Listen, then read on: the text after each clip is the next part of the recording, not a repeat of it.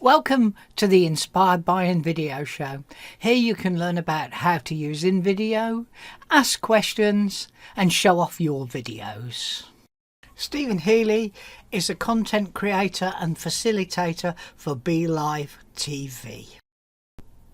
I'm John Upton and I'm a video creator and general marketer for an agency based in the UK called Think and Do. Okay, some of you will have noticed this new Resize feature at the top. Now, this allows us to take an existing project, turn it into a different shape, so we simply choose our shape, hit duplicate and resize, and everything is done.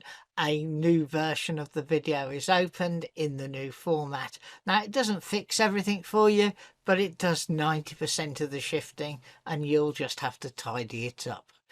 However, this area up here is going to become more important.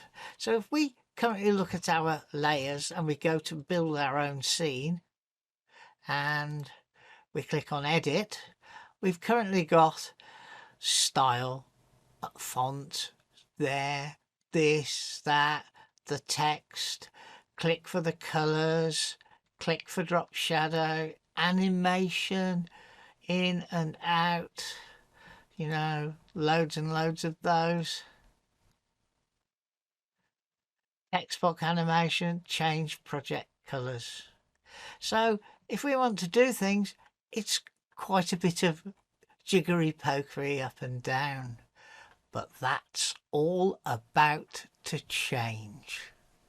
So I'm going to swap over now to the newer version that's coming to you soon, and here you can see straight away the canvas color is immediately available to change. So if we click there, we get a context sensitive menu over here on the side, and simply by clicking we can change the color of the background.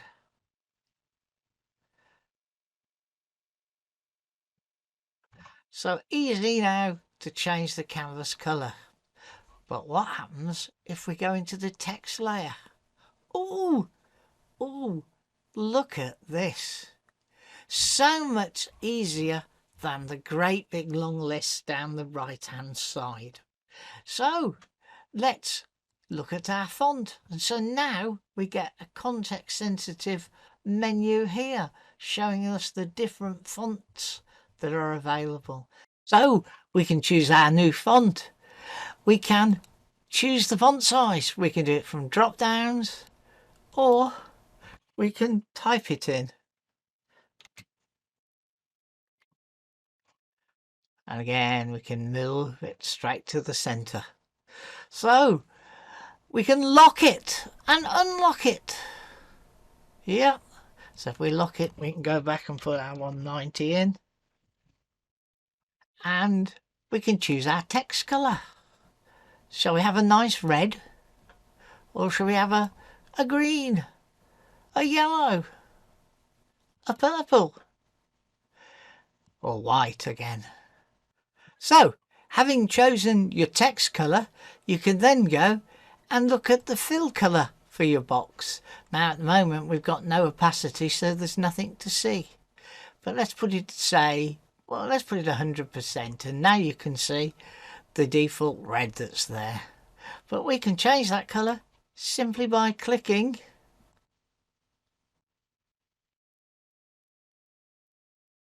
and of course we can still do our custom colour there. So it really gets life a lot easier. And then you can change your text alignment. So we can have it to the left, we can have it to the right, or we can have it centered. And then we can change the line height. So we change the amount of gap between the lines. Yeah. Oh, you can add bold, italics, underline, turn them off, turn them off, turn them off. add text shadow, and we simply click it on and off using the text there, and we can change our color as well. So we can have a red text shadow, or a green text shadow, or a yellow, or black, or blue. So again, you can there. I just want one more addition, please. I want a slider here to change the depth of the shadow so I can make my shadow deeper. And then I can animate. And so I've got my context sensitive menu here. So no longer are we scrobbling like Billy over here, but now we can see all the things that are available to us quite quickly. So let's bounce it in for 2.1 seconds. We're not going to, yeah, let's do something different for the text box. Let's slide that in from the left, and 1.8 seconds. Let's go to the out. Let's take it to the left, 1.3 seconds. I'm only picking some random stuff in here, and let's rotate from the bottom, 1.4 seconds. So now if we play the whole scene, I've moved my seeker to the front.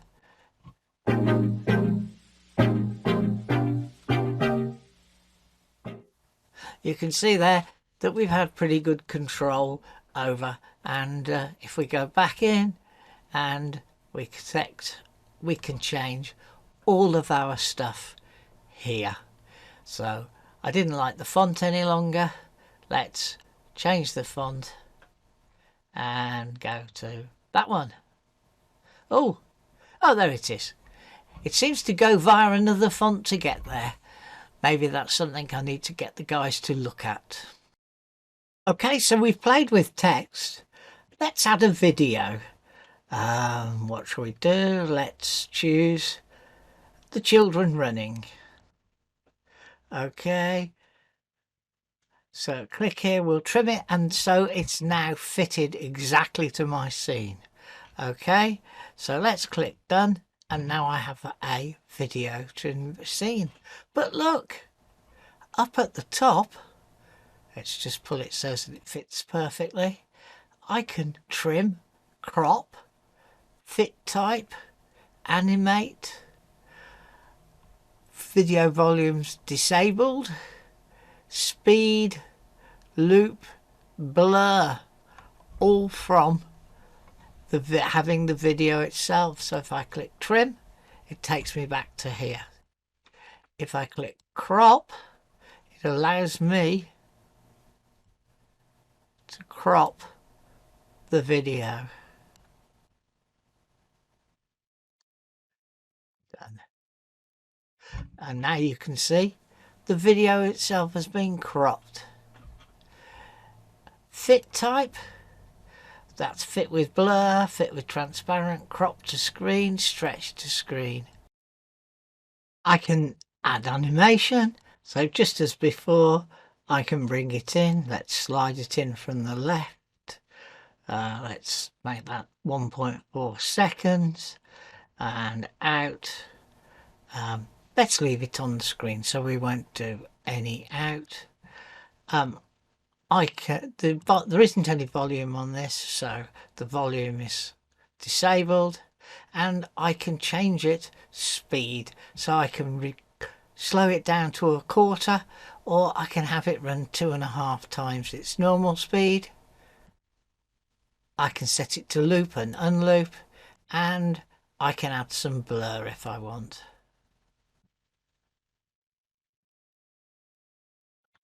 So control again is up here alongside with context sensitive menus. Okay, so now I'm going to add this image to the screen. I'm just going to tag it a little bit to fit, and oh look, I've now got a context sensitive menu up here, so I can crop. I'm not going to crop, but there's some instant cropping types here. Yeah, so we've got the ability to crop as before. go to 1 to 1, go to 16 to 9, do 9 to 16, or lock it. Okay, I can use the same fit types before, and I can align tops and bottoms and left and right depending on where we are. I can animate very much as before, but this time we've got it in place. Please get rid of the zoom, will you? And let's default it to none. If you have a look, you'll see in the group that there's quite a large vote for having that removed, and only a very few people who want to keep the in-place default animation. I can blur the video. I've skipped over filters. We're coming back to them in a moment. So I can blur the image, and I can use the remove background if I've got an image that I want to get rid of something from. But probably the most exciting thing here is filters. Before, you had little thing there and you had to scroll for buggery and billio until you could see the kind of filter you wanted. So now we have a whole range of them. So if I want to go black and white instantly, just choose Inkwell. Or we've got Kelvin's colouring, Moon colouring, which has got more yellow in it, Rise, Sierra, Skyline. You can see the effect it's having on them all. Toaster, Willow, again another version there. Dog Patch, I'm not all that sure what Dog Patch does for us, but you can see there, and if we go back to none, you can see the original image. So we have the ability to play with our pictures now and do things like add yellow brightness, fade it out there, black and white, all ever so easy to do from here. I've swapped the image so that we can demonstrate remove background. So if we hit remove background now, takes a little while, goes off, gives me a nice blurry thing, and then I've got the background free image, and I can crop it, etc., or do what I want. I'm going to click done, and it's put it back there for me. If I go over here and I search for a pattern, just really want to show you that you can now drop a background behind this. And let's take that pattern, and no, yeah, let's take that pattern. Let's stretch it out.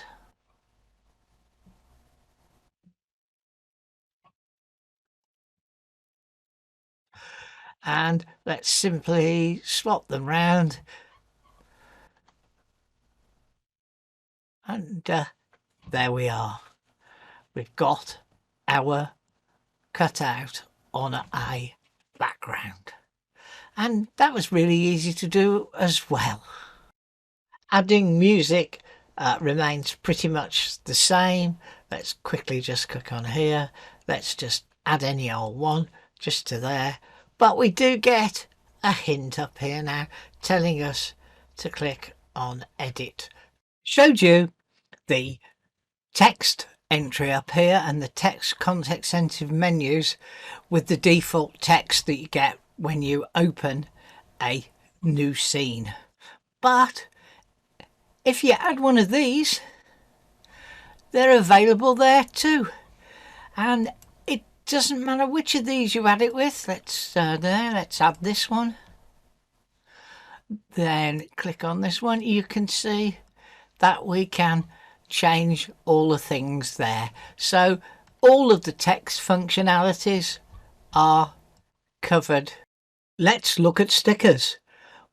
We got lots and lots of selection of animated stickers.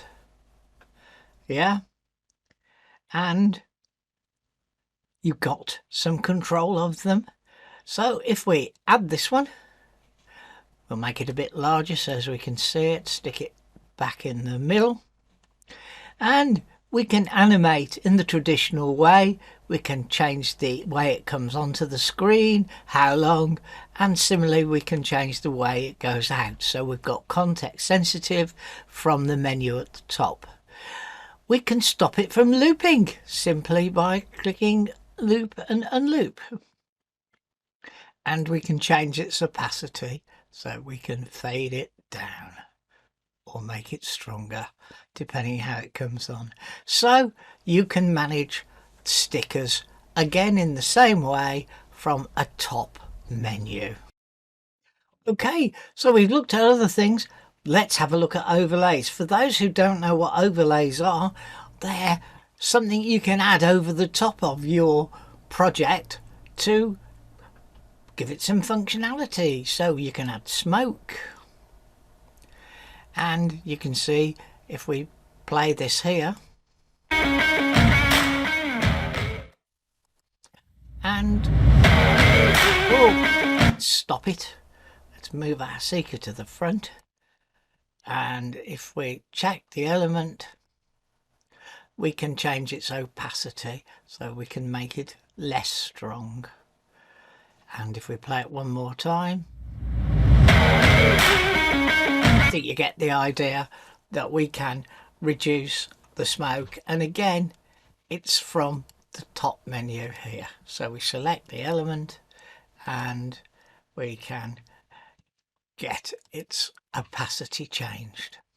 There's a whole load of different overlay effects, and you can see if you scroll through, you've got hearts, smokes, colours, effects, tinsels, things, you know, hearts falling down, a whole massive range of things you can play with. Here's an explosion. Let's put that onto here, and you can change the opacity of that explosion so we can see a bit more of her. And if we play that, and if we put our seeker back to there, get the explosion, change the opacity from 64 to full, you'll see how that makes a difference.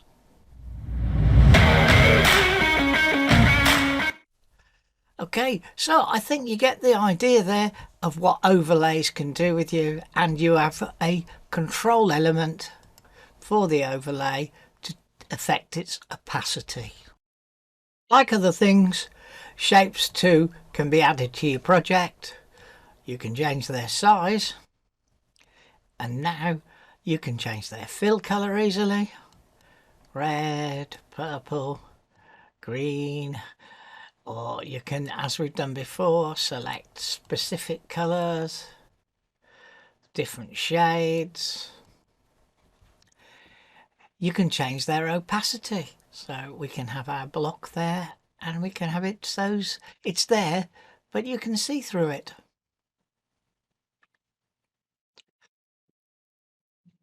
And you can do the usual animate, out, and the in place. And the in place has none on this. We're going to look at masks found down here on the menu, and there are loads and loads and loads and loads. What do masks do for us? They allow us, let's drag this one on for instance, and then we can pull its size and shape it. And what we can do then is we can nip back to images, find an image, and simply pull the image into there, and the image will be shaped to fit the mask. And as you can see, we've got different capabilities within the mask. In fact, the remove background affects the image that you've pulled into the mask, and to me, I think that's unnecessary here, because you're unlikely to want to do that because you want the image to be the shape of the mask. You can blur it as before, and you can do the traditional animation. You can add filters, which we've looked at before, but this is perhaps the most interesting one here. You can actually edit a mask, change its shape, whatever you want to do it, change its size, and if you want to use it again and again, you can save it.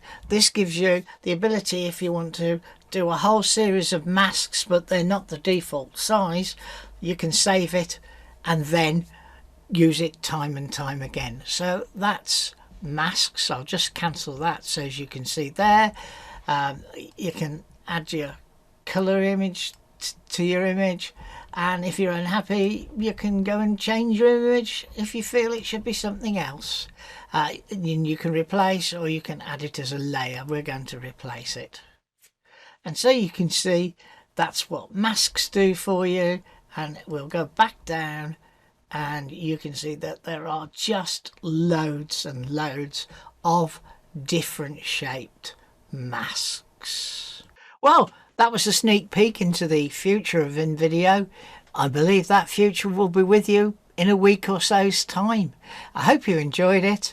I've enjoyed playing with it. I genuinely believe it's a dramatic leap forward for Invideo and will make your life as a video creator easier. Well, we hope you enjoyed that, and we look forward to being here again at the same time next week in the same place. Don't forget, send us your videos to feature on the show.